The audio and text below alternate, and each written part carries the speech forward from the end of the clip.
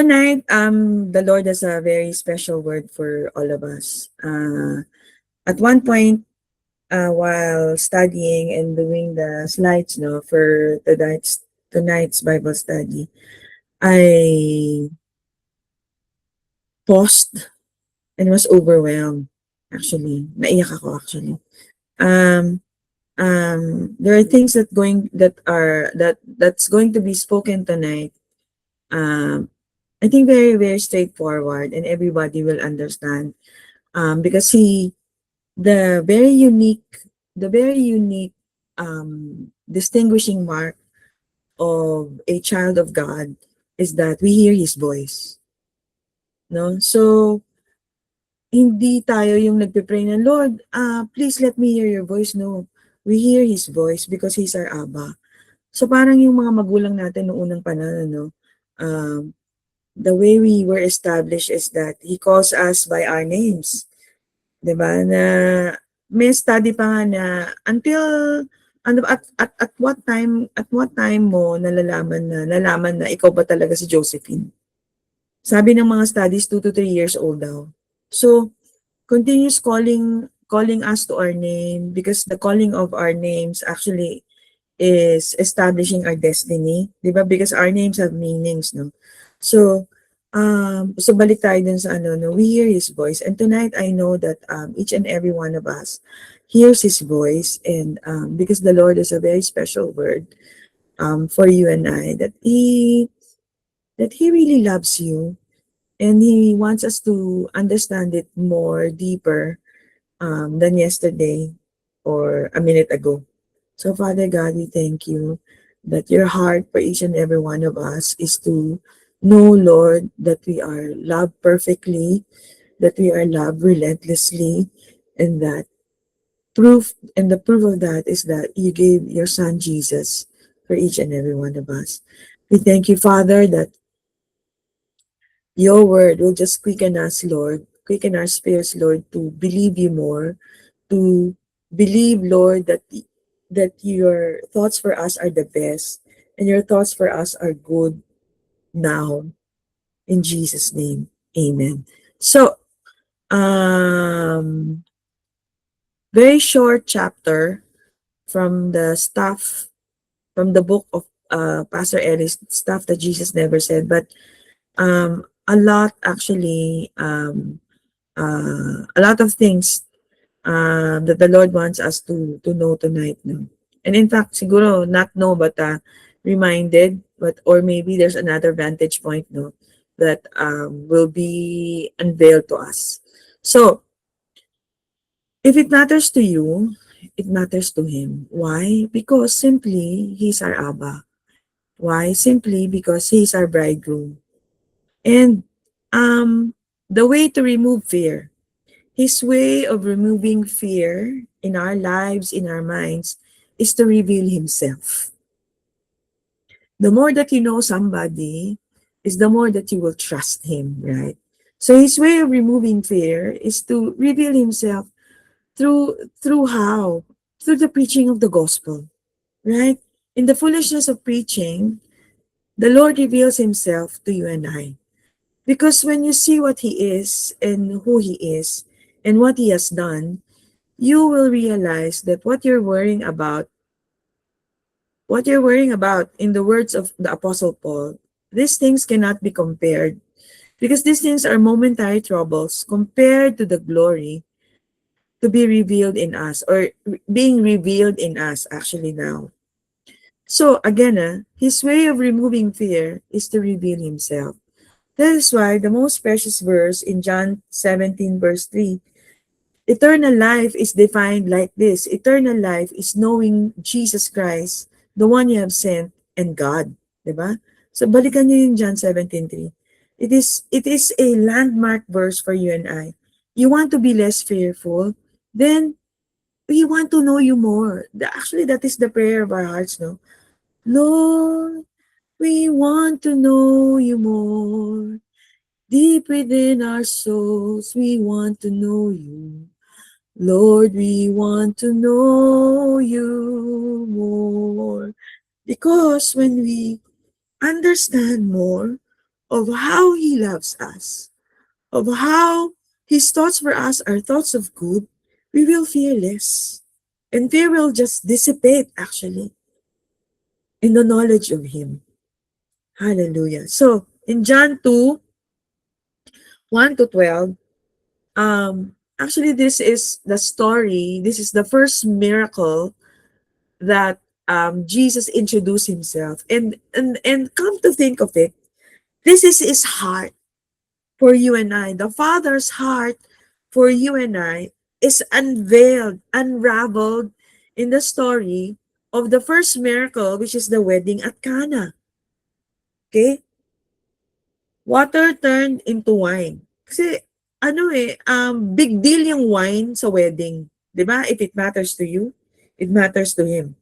So, on the third day, so in-underline ko yung third day because babalikan natin mamaya, no? There was a wedding in Cana of Galilee. And the mother of Jesus was there. The mother of Jesus was there. She was invited. Now, both Jesus and his disciples were invited also to the wedding. And when they ran out of wine, the mother of Jesus said to him, "They have no wine." Because it's a big deal. You know that the wine is prepared by the bridegroom. So, naubusan. No? Jesus said to her, "Woman, what does your concern have to do with me? My hour has not yet come." Okay. So sabi niya ganun, "My hour has not yet come." But tingnan mo dito, no? The influence of you and I to the Lord. It matters, right? When we pray. Kasi the Lord, the mother of Jesus and Mary, actually she prayed to Jesus, 'di ba? Oh, they have no wine. So please intervene. Ganyan, ano? So it seems that the angels are just waiting for us to utter those words, no? No? So that the hour will come for Jesus. Parang ganyan. No? Sabi niya, my hour has not come yet. Pero ang nangyari nga, because of the influence, because of the prayer of Mary, the following sequence happened. So his mother said to the servants, "Whatever he says, do it. Whatever he says, do it." Now there were set there 6 water pots of stone, according to the manner of purification of the Jews, containing 20 or 30 gallons apiece. You know that these are not even pots that are containers of drinking water. This is the water for the panghugas ng paa. Diba? So Jesus said to them, "Fill the water pots with water," but it doesn't matter, diba? You see yourself like this, you see yourself like that. In the hands of the Lord Jesus, water is made into wine. Your life is made into an intoxicating wine. No matter what your past, right? Even though you are panghugas ng paa, fill the water pots with water. So what does it mean? Fill the water, fill yourself. Now here and here, more of the gospel. Be filled up with the Holy Spirit, right? Fill the water pots with water, and they filled them up to the brim. And he said to them, "Draw some out." So how, di ba, again, how to get out of fear? Fill yourself with the knowledge of the Lord Jesus Christ. Do whatever He says, whatever He says to you, do it. Whatever He says to you, do it. And what does He say? Faith comes by hearing, and hearing the word of Christ. That's why it's so important, right? That we gather, we communion at a table tonight, right? Every Saturday, to be filled up with water, the washing of the water by the word. And they filled them up to the brim, and he said to them, "Draw some out and take it to the master of the feast." And they took it when the master of the feast had tasted the water that was made wine, and did not know where it came from. But the servants who drawn the water knew. The master of the feast called the bridegroom. And he said to him, "Every man at the beginning sets out the good wine, and when the guests have well drunk, then the inferior, you have kept the good wine until now." You have kept the good wine until now. You are to be a vessel of good wine. Ganyan, ano? So the beginning of signs of Jesus did in Cana of Galilee manifested His glory. Di ba glory is doxa? It's God's good opinion of you. So he's saying, this is my heart for you. 'Di ba? This is actually the whole point. 'Di ba? He's saying the first miracle, the whole point of the gospel is God wanting to be with you and I. God wanting to be with you and I in a wedding banquet, being intoxicated in wine. Hallelujah. And what happened, no? His disciples believed in him. So when we see him, when we see him, when we hear him, what will happen? We believe in him more. Right? The disciples believe in him. So, tingnan natin let's break it down further. So according to the tradition, the bridegroom provides the wine for the wedding.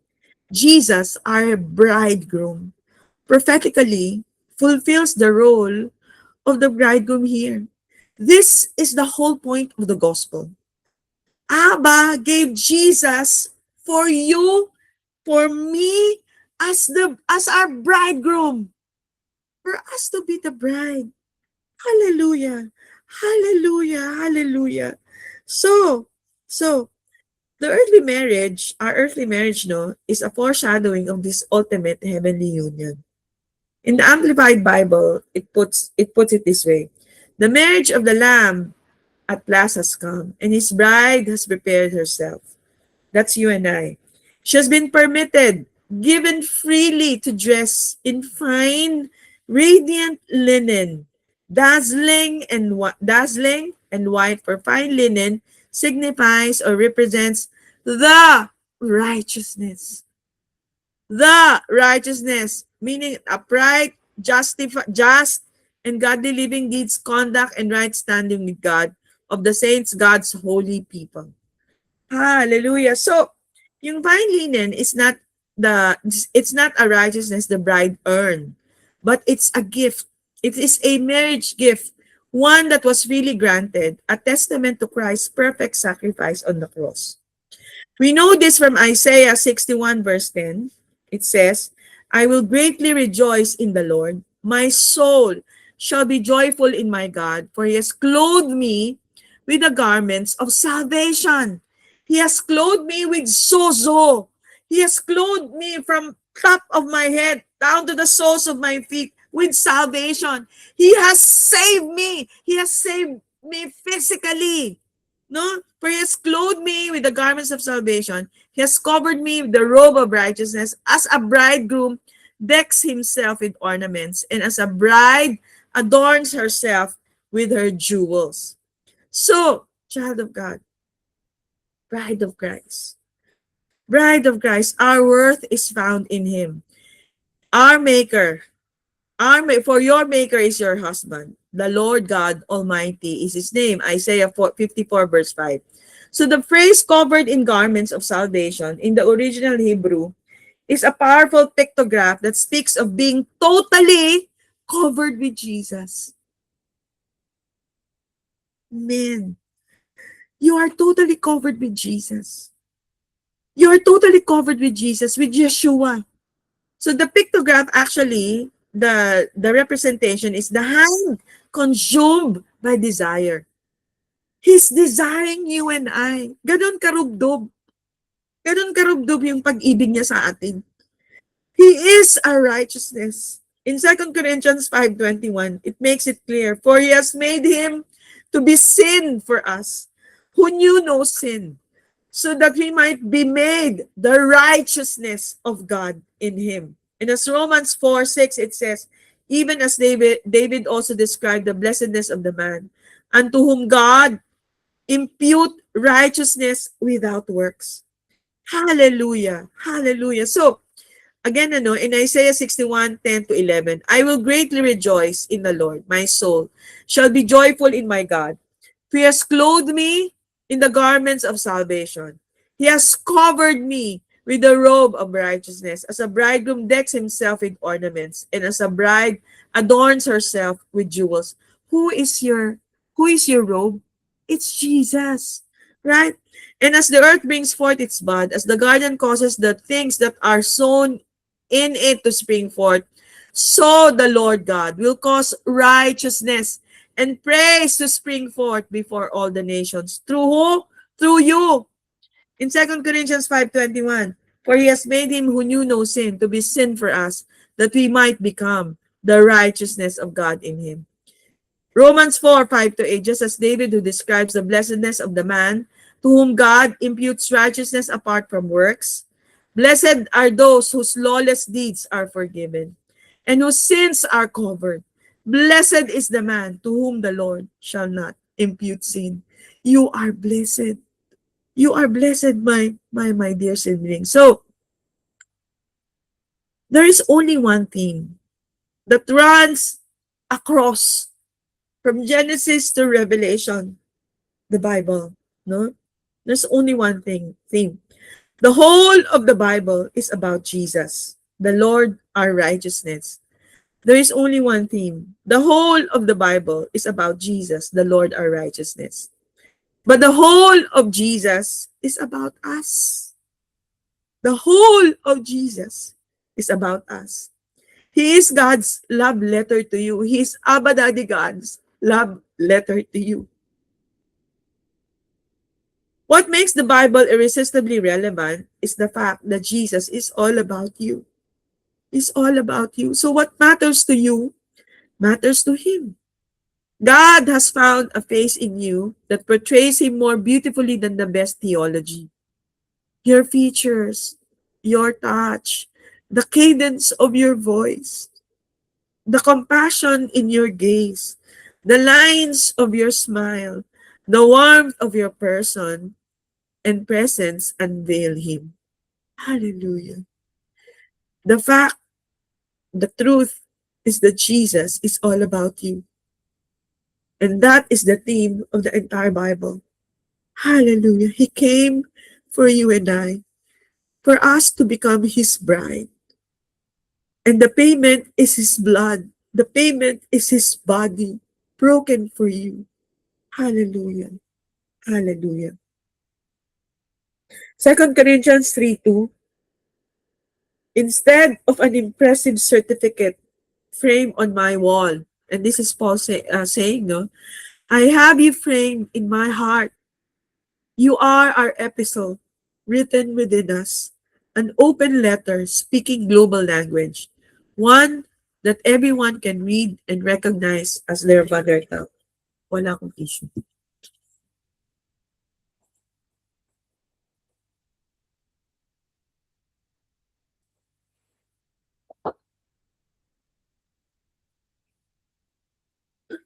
Second Corinthians 3:3. The fact that you are a Christ epistle shines as bright as day. This is what our ministry is all about. The Spirit of God is the living ink. Every trace of the Spirit's influence on the heart is what gives permanence to this conversation. We're not talking law language here. This is more dynamic and permanent than letters chiseled in stone. This conversation is embroidered in your inner consciousness. It is the life of your design that is grace. Hallelujah. Life of your design that grace echoes within you. So, you are the righteousness of God in Christ. You are the righteousness of God through Christ Jesus. The direct translation for covered in garments, you are covered, di ba? Sabi kanina, no? In one of the verses.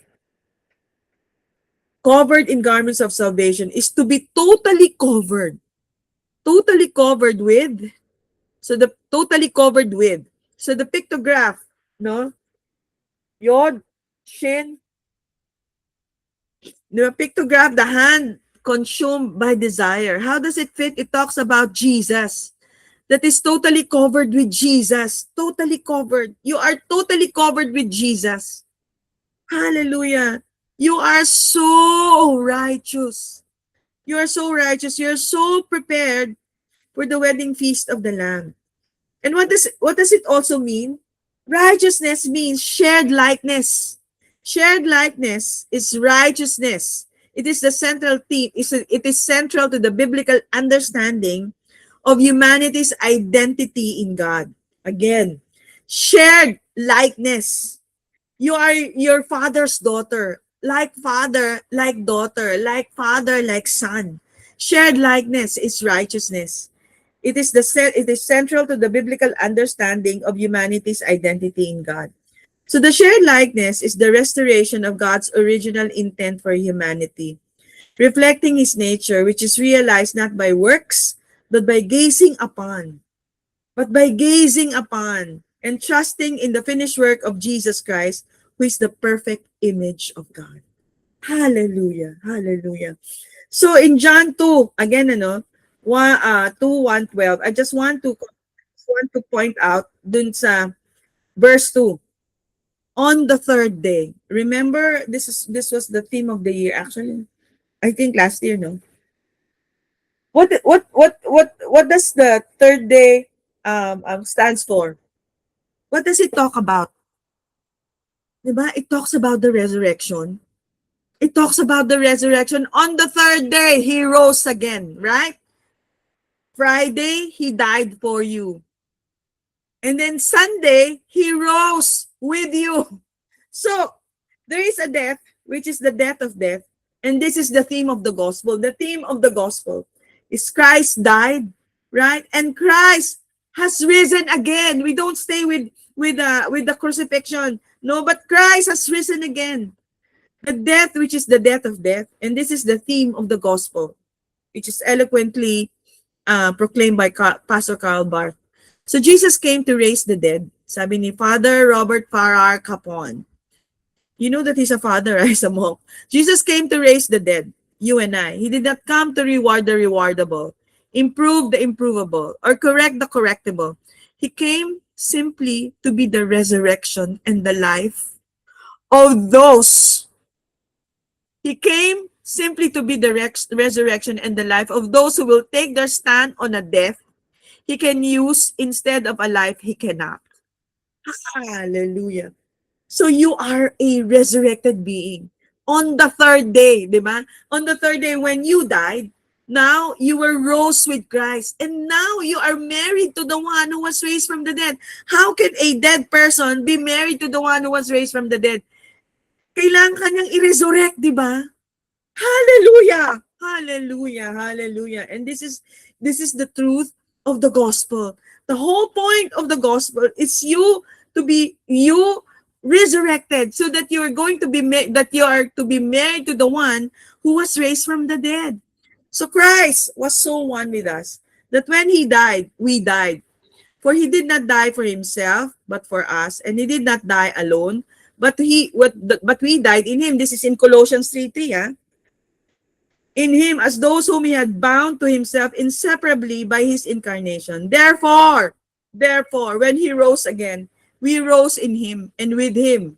And when he presented himself before the face of the Father, he presented us also before God, so that we are already accepted of God in him one and for all. In Colossians 3:3, basahin niyo yan. Ni-rephrase lang ni Pastor Thomas Torrance. So, what now? What now? Kasi for so long a time, we were conditioned, right, to believe in the future, right? That it's in the afterlife, etc. Or we have to, kailangan magtiis, kailangan mag-antay, kailangan ganyan, ganon, ganyan. Deferred or living hope. Just like grace, hope is a person. Hope is a person, and that person is your bridegroom. That person is your husband, the Lord Jesus Christ. Instead of postponing our hope, we have a hope that is alive and living inside us, who guides us and leads us even when we make intercession on our behalf. We were made to win. We were married to win. Maganda yun, Married to win. We were destined to conquer. In 1 Peter 1:3, blessed be the God and Father of our Lord Jesus Christ, which according to his abundant mercy has begotten us again unto a lively hope. By the resurrection of Jesus Christ from the dead. What is our hope? Because he lives. Because he lives, you can face tomorrow. Because he lives, you can expect the good today. Hallelujah. Hallelujah. So, yet we have managed somehow to take the hope that is alive and put it on hold. King Solomon prophesied in Proverbs 13:12, hope deferred makes the heart sick. But when the desire comes, it is the tree of life. Who is the tree of life? It is the Lord Jesus. The Hebrew word for hope is tokelet. And the word picture talks about the covenant of the arm of God, reveals authority on the cross. Tokelet. Who is the arm of God? Jesus. And now, He is your bridegroom. You are arm locked with Him. He is our hope, our confident expectation, our anticipation with pleasure, our LPs, our elpo. For we were saved in this hope. But hope that is seen hope that is seen is not hope. For why does one still hope for what he sees? Di ba? Di ba? Faith is not sensory, right? Faith is not sensory. Faith is from within, right? It is the faith that is the faith that you need actually is also given to you by the Holy Spirit. But if we hope for what we do not see, we eagerly wait for it with perseverance. What does it mean? What does it mean? Because sometimes, no, yung vantage point natin, we don't see. But how do we see?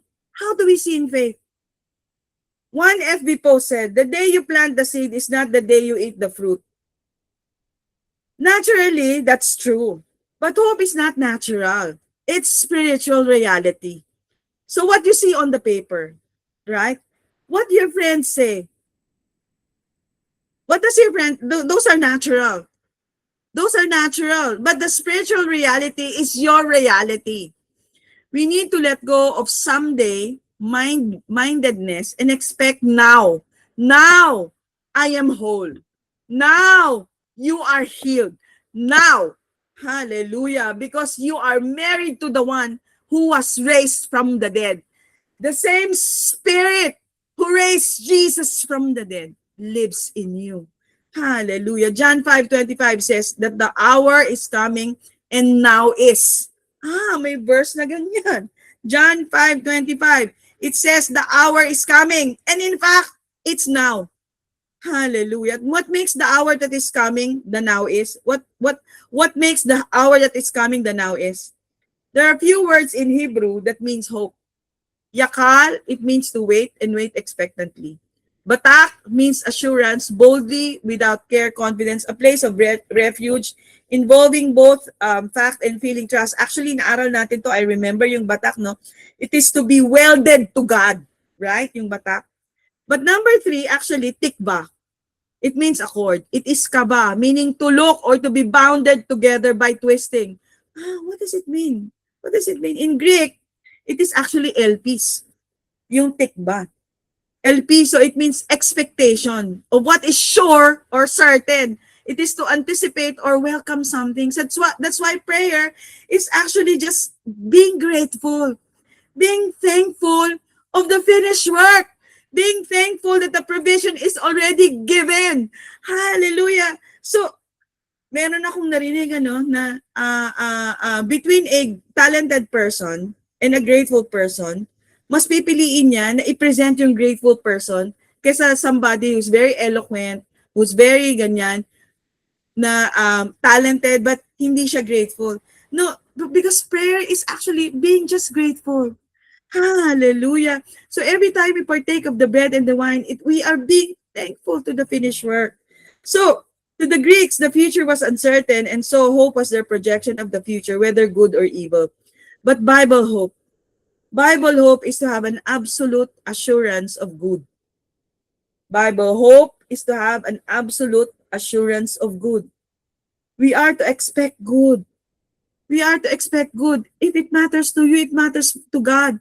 It is covered. We are to expect good.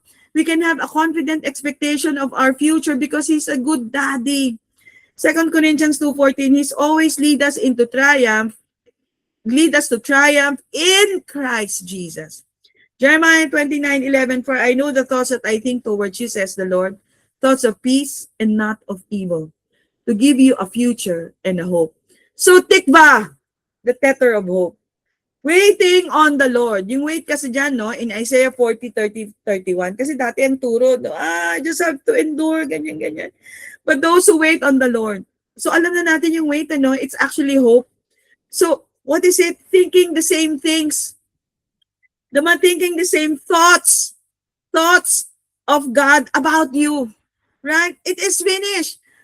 So when we wake, we are thinking that it is finished. It is provided for. So we are just grateful. But those who wait on the Lord shall renew their strength. They shall mount up with wings like eagles. They shall run and not be weary. They shall walk and not faint. That's why when we worship, it is so powerful because it focuses our mind to wait. So ang meaning ng wait is to think the same thoughts as God. Hallelujah. So we are intertwining our thoughts with the Lord.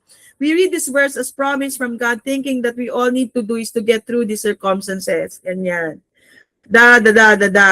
To wait and trust God to deliver us, to send a miracle to heal us. But that's not biblical hope. That's not tikva. That's not what Isaiah said. He used the word kaba for waiting, which means to be bounded together, binding together, intertwined, bound together with Father, Son, and Spirit. Diba? The same Spirit who raised Jesus from the dead lives in you. You are married to the one who was raised from the dead.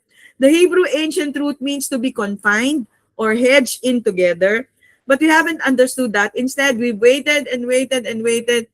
Yung language natin has to turn around, right? It has to turn around. When really, God is saying, I am in you. I am in you. And you are in me. We are bound together eternally. Nothing you could ever do or say could ever remove you from me. I'm not far out there, God, who ignores your cries for help until you repent or beg for my forgiveness and vow never to sin again. No, He is in you and you are in Him. So what are you what are we supposed to do? No, paano ba yan? What are you holding on to? Where does your hope come from? Hold on and pray expectantly. Pray gratefully. Sing with thankfulness. This morning, I was biking, no, pauwi. Actually, yesterday yata. The other day. Alam mo yung kanta ko, ano? This morning pala. Meron akong, and I believe it's from the Lord. Sabi ko, ang galing-galing mo, Aba, mana ako sa'yo. Paulit-ulit. Ang galing-galing mo, Aba, mana ako sa'yo. Sabi ni Alex, AI mo yan. Anyway, hindi pa complete ang aking song. So, anyway, what is Isaiah saying? We are bound together in oneness. So this is tikba, this is kaba, this is waiting. Lord, I am bounded together in you. We are one. You breathe your life into me, filling me with fullness of Himself into us and refreshing us, bringing us life, His life in us, intertwined and commingled in us, and all that He has, and all that He is in us. But we are not accustomed to the idea that all we are seeking is already embodied within us. This is a great mystery, that we embody the fullness of Father, Son, and Spirit, not just a portion of them, but the allness and the isness of God. So Christ's Spirit is within every cell of your body. Every cell of your body, eternality and immortality in every cell. And Abba delights in awakening His sons to the revelation of the one life in them and the life of His Son in Galatians 1:15-16. In fact, in Galatians 2:20 as well, in the mirror, it says, so here I am, dead and alive at the same time. Dead to sin and alive at the same time. I'm dead to the old me I was trying to be, and alive to the real me. Who is the real you? Which is Christ in me. Co-crucified, co-alive. So pag may nagtanong, who are you? Christ in me. The real me, which is Christ in me. Co-crucified, now co-alive. What a glorious entanglement. What a glorious kaba. I was in Him in His death. Now I discovered that He is infused in me, in my life. For the first time, I'm free to be me in my skin, immersed in His faith, in our joint sonship. He loves me and believes in me and is God's gift to me. Hallelujah. So, child of God, let's have bold confessions of hope. 2 Corinthians 3:12. Therefore, since we have such hope, We use great boldness of speech. Hope isn't just a confident expectation in our thoughts or imagination, saying what we want to experience. Our hope, our confident expectation is expressed through our words. Jesus said in Luke that it is within our mouth, with our speech, that we bring forth the treasure in our hearts. The word bring forth in Greek is propero, which is to bring the goal forward. Bring the goal forward. It is to bring the treasure we have in us, the finished work that He did, into necessary, tangible manifestation. Hebrews 11:3 says the words were framed by the spoken, the worlds were framed by the spoken word of God. So that which is seen was made from that which is unseen. So, and I give you this, you are the most powerful prophet in your life. You are the most powerful prophet in your life. Let's have bold confessions of hope. Our speech brings forth our speech brings forth that which is not seen into tangible manifestation. Our speech produces the experience of it is finished in our lives. Hebrews 10:23 in our Bible says that we are to hold fast the confession of our faith. But actually in Greek it says hold fast the confession of our hope. We are to hold fast the confession of our hope without wavering because he who promised is faithful. The mirror says our conversation echoes his persuasion. The word confession is the word homologio, meaning you are agreeing with God. You are thinking the same thoughts as God. What God thinks about you, you agree. In other words, let us co-echo or speak the same thing as our hope who lives in us. Who lives in us speaks. What is he speaking? What is he speaking? It is finished. You are whole. This is our bold confession. Hallelujah. Romans 10:7-8 in the mirror. Faith conversation or prayer, right, understands the resurrection revelation and mankind's co-inclusion in it. In Hosea 6:2, the word is extremely close to you. It spills from your heart and becomes dynamic conversation in your heart. And in verse 9, it says, now your salvation is realized. Your own words echo God's voice.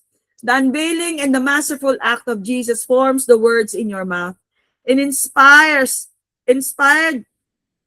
by the conviction in your heart that God indeed raised him from the dead. Now, your salvation, sozo, wholeness in every area of our life is manifested. Abba spoke, Rema, the world into existence. So, we are like Abba, right? Ang galing-galing ni Abba, right? Mana ako, mana tayo sa kanya. We are to boldly co-speak, Rema, our world into existence together with him who is hope in us. Fully expecting our lives here on earth to be a reflection of it is finished, of or very good in all areas, spiritually, mentally, physically, socially, and economically. So, brothers and sisters, consider the incredible love that the Father has shown us in allowing us to be called children of God. And that it's not just what we are called, but what we are. Our heredity on the Godward side is no mere figure of speech, which explains why the world will no more recognize us than they recognize Christ. Oh, dear children of mine. Sabi ganun sa Phillips translation, ano? Have you realized it? Have you realized it? Paul is asking. Here and now, we are God's children. We don't know what we shall become in the future. We only know that if reality were to break through, we should reflect his likeness now. For we should see him as he really is. In 1 John 3:1-3. So, my dear sisters and brothers, our prayer is, Lord, thank you. Thank you for your words tonight. You are our hope. And we say this, let it be unto us according to your word. In Jesus' name, amen. Amen. Praise the Lord.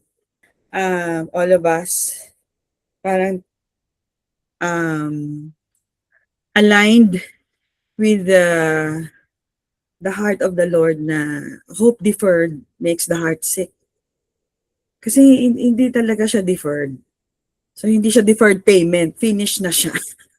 Finish na siya. And in fact, in Luke 4:21, he says, di ba, when he opened the scroll, when he read, di ba, I came to open the eyes of the blind, etc., etc. You know what he said at the last, di ba? Today, this is fulfilled in your hearing.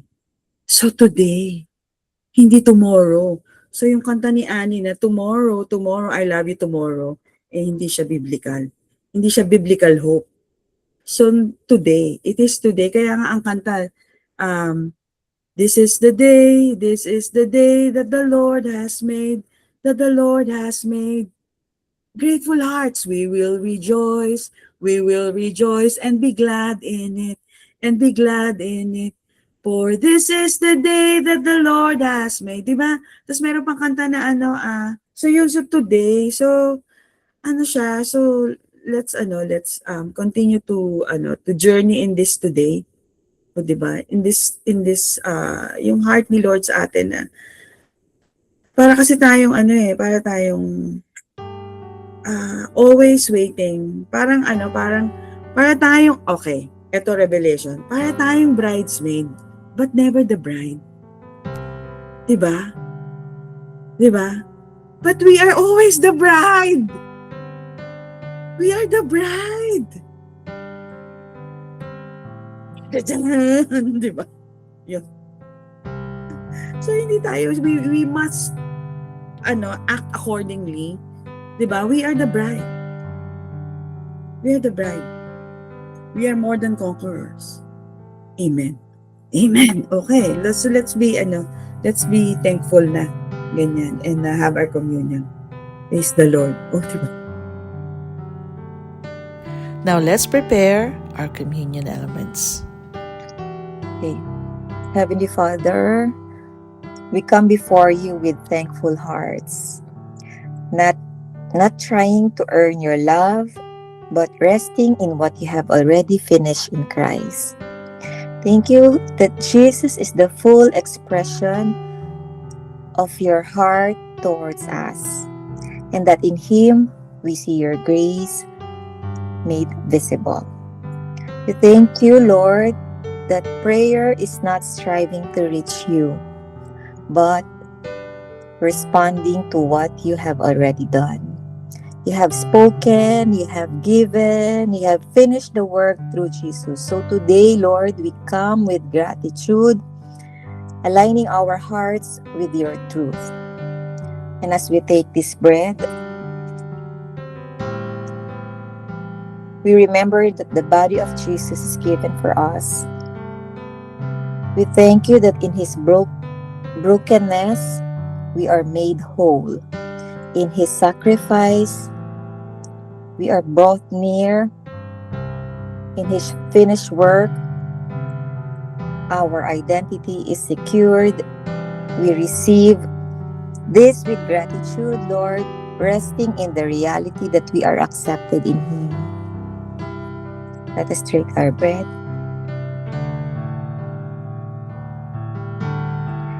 And Lord, as we take this cup, we remember that the blood of Jesus poured out for the forgiveness of our sins. Thank you that we are already forgiven, that we are fully loved, and that we are fully restored. We do not come trying to be made worthy, but we come because you have already made all the way. We receive this with thanksgiving, declaring that the work is finished and that the grace has come through Jesus Christ. Lord, teach us to live in His gratitude, to pray from the rest, not from striving, but from assurance, not for fear.